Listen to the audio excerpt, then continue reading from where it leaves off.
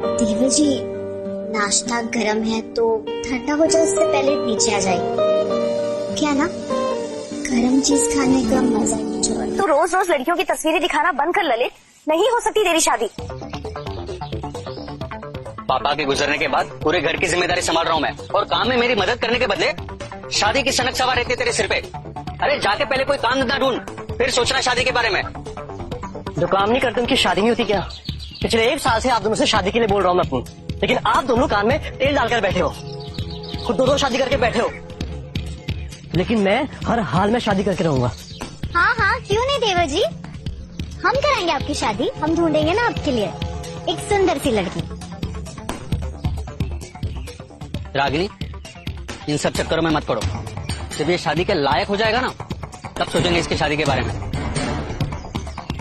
देखो बहू, हम भी चाहते हैं कि ललित की शादी हो जाए, पर कम से कम वो अपने पैरों पे तो खड़ा हो जाए। अगर लड़के वाले पूछेंगे कि लड़का क्या करता है, कितना कमाता है, तो हम क्या जवाब देंगे? उसकी चिंता मत कीजिए मम्मी जी, हम अपने देवर जी के लिए ऐसी लड़की ढूंढेंगे ना जो बिना नौकरी चाकरी के ना शादी करने के लिए तैयार हो जाएगी। और रही बात नौकरी की, तो शादी के बाद हमारे देवर जी सारी जिम्मेदारी तो उठा ही लेंगे ना। धन्यवाद दादी जी। आओ बहू, ये रहा तुम्हारा कमरा, बैठो।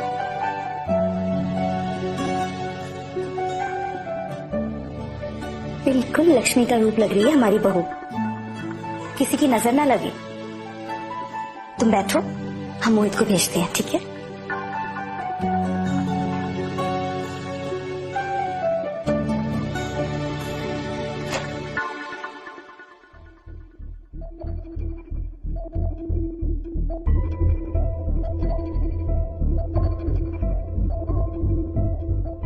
देर आए दुरुस्त आए, जैसा घर चाहिए था वैसा मिल ही गया। अब यहाँ आराम से ऐश करूंगी।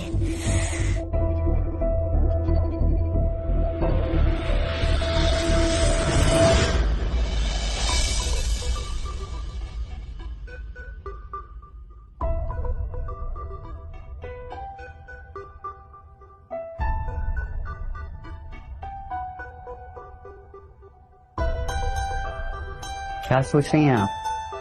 बहुत अच्छा सजा है। जब आप इस सुहाग रात की स्टेज पर बैठेंगे ना, तो इसकी खूबसूरती और बढ़ जाएगी।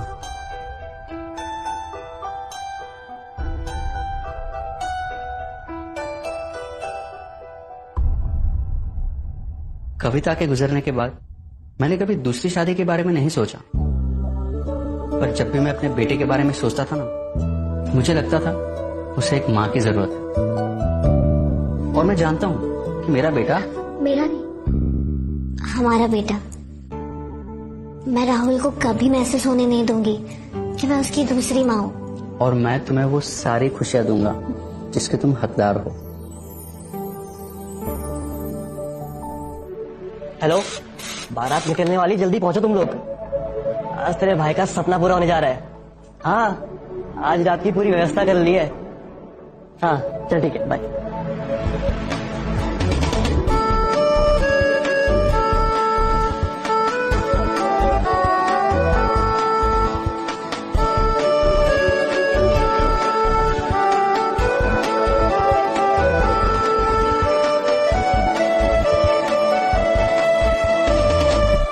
माँ, मैं तैयार हो गया।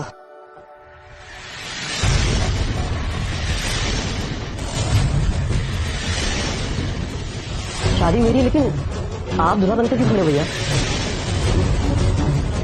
शादी तुम्हारी नहीं, मेरी है। माँ, मोहित भैया को समझा दो कि आज के दिन ऐसा मजाक ना करें। ललित, तुम्हारे भैया मजाक नहीं कर रहे हैं, बल्कि तुम खुद अपने साथ मजाक कर रहे हो। मोहित की शादी है आज, तुम्हारी नहीं। छोटा बेटा घर में कुंवारा बैठा है और आपको बड़े बेटे की शादी की पड़ी है, जो पहले से ही शादी का सुख भोग चुका है। देखो बेटा अपने बाप को, तुम्हारी मम्मी के जाने के बाद फिर से शादी का भूत सवार हो गया है नहीं। लेकिन आज घर में शादी होगी तो सिर्फ मेरी। राहुल बेटा, तुम बाहर जाकर गाड़ी में बैठो, ठीक है?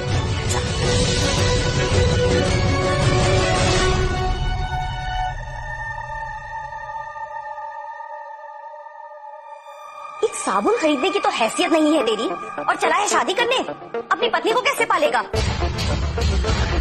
और रही बात मोहित की, तो राहुल की माँ के गुजरने के बाद से उसे एक माँ की जरूरत है, और मोहित को एक जीवन साथी की। अब ये तमाशा बंद कर और जा जाकर कपड़े बदल कर आ। बारात के निकलने का समय हो गया है। अरे भाड़ में जाइए बारात और ये शादी। एक बात कान खोलकर सुन लो, जब तक मेरी शादी नहीं हो जाती इस घर में किसी को चैन से नहीं रहने दूंगा मैं।